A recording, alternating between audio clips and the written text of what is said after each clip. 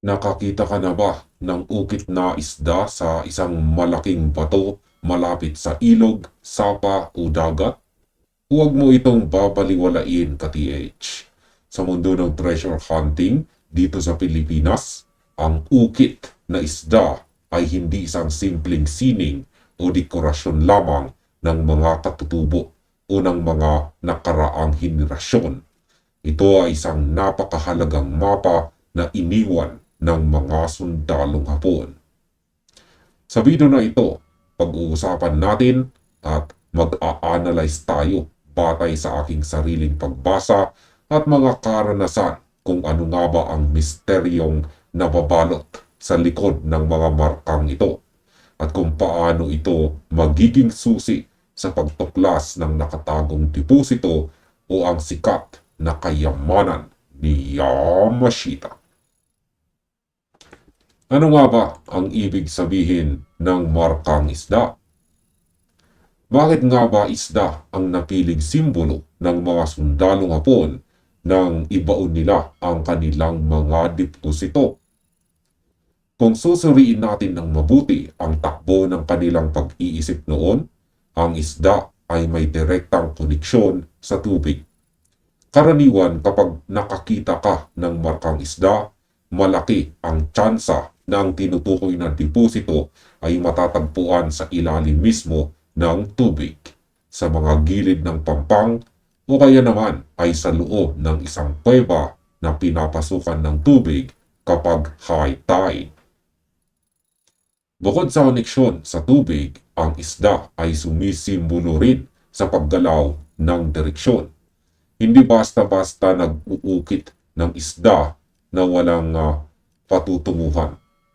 Ang bawat bahagi ng katawan nito mula sa nguso, palikpik hanggang sa buntot ay may espesipikong mensahe na kailangan nating basahin ng tama.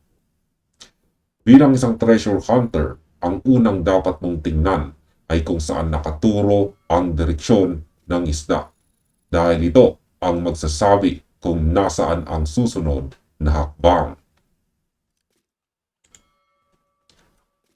Ngayon ay pag-usapan natin ang mga karaniwang markang isda at ang interpretasyon ng mga ito. Ang una ay ang isdang nakaturo pababa o tinatawag na rin itong diving fish. Kapag ang nakita mong marka ay isang isda na patpatog o nakaturo ang nguso pababa sa ilalim ng tubig o sa lupa, napakalinaw ng ibig sabihin nito, mga ka-TH. Ipinapahiwatig nito na ang deposito ay nasa ilalim mismo ng kinalalagyan ng marka o kaya naman ay sa mas malalim na bahagi ng tubig na tinuturo ng nguso nito. Ito ay isang direktang marka na hindi mo na kailangang lakarin ng malayo. Ngunit nangangailangan ng matinding pag-iingat sa paghukay dahil direkta itong nakabaon sa ilalim. Ang pangalawa ay ang isdang walang mata o tinatawag na ring blind fish. Mag-ingat ka kapag ang ukit na isda ay walang mata o sadyang binura ang bahagi ng mata. Sa aking sariling pagbasa, ito ay isang seryosong babala o warning. Ang ibig sabihin ng blind fish ay delikado ang site o ang mismong lokasyon. Maaaring may nakatalagang bitag o trap ang mga sundalong Hapon sa paligid nito.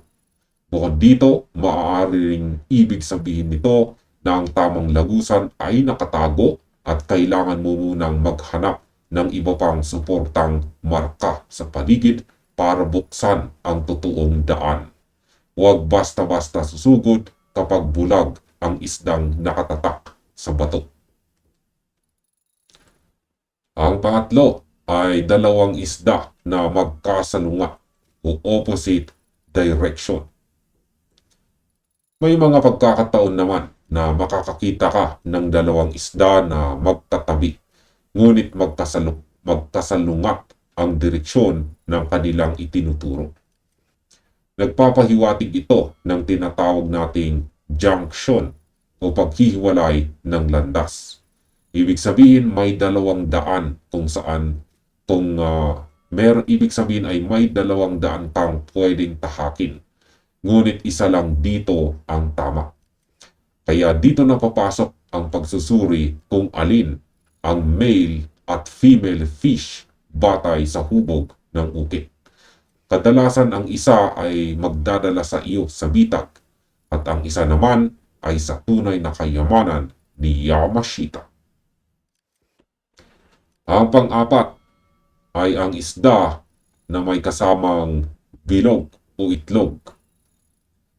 Kapag ang ukit na isda ay may kasamang perpektong bilog o parang mga itlog sa tabi nito, ito ay isang magandang balita para sa atin mga ka-TH.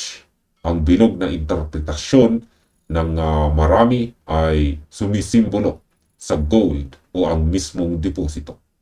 Ang posisyon at layo ng bilog o itlog mula sa katawan ng isda ay pwedeng gamiting basihan ng distansya. Kung ilang piraso ang bilog, maaari ring ito ang bilang ng bulto o kahon na nakabuon sa lugar na iyon. At ngayon ay paano naman basahin ang markang isda? Hindi natin kailangan ng mga mamahaling kagamitan para lamang maunawaan ito. Ang kailangan lang natin ay matalas na mata at tamang lohika. Unang hakbang ay tignan ang palikpik o ang fin nito. Suriin mong mabuti ang mga palikpik ng isda. Minsan may mga palikpik na mas mahaba o may mga hiwa.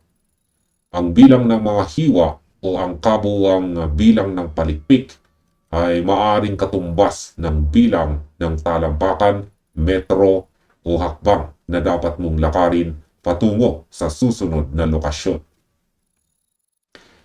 Ikalawang hakbang ay ang mata ng isda o ang drilled hole nito. Kung ang mata ng isda ay may malalim na butas o tila sadyang ibinaon ang pagkakaukit, subukan mong sumilip dito.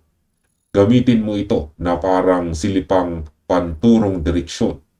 Kung ano ang mismong matatamaan ng iyong paningin sa dulo ng butas na iyon, maging isang kakaibang hugis ng bato o kakaibang puno, doon nakaposisyon ang iyong susunod na marka.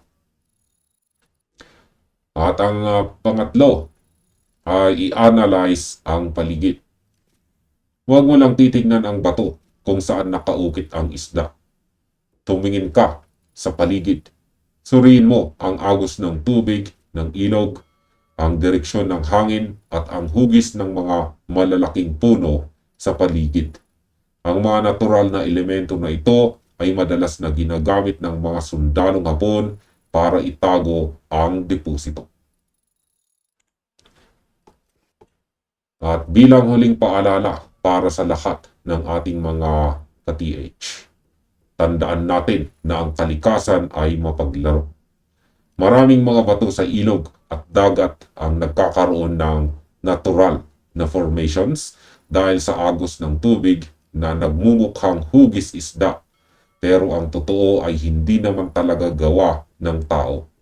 Huwag tayong basta-basta magpapadala sa bugso ng ating damdamin. Matutong mag-analyze ng mabuti, suriin kung may tama at sintunadong ukit ng patalim o martilyo ang bato para masigurong ito ay isang tunay na marka. Ang markang isda ay isa lamang sa napakaraming simbolo na iniwan sa atin. Ang susi sa tagumpay ng isang treasure hunter ay walang katapusang pasensya, tamang pag-unawa at malalim na pagsusuri na hindi umaasa sa chismis kundi sa lohika at ebidensya.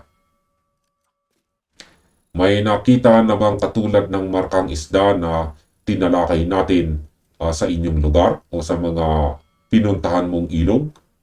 I-share mo naman at i-describe sa comment section sa ibaba para mapag-aralan natin at baka matulungan ka nating i-decode iyan. At dito na nagtatapos ang video na ito. Maraming salamat sa panonood at happy treasure hunting sa inyong lahat.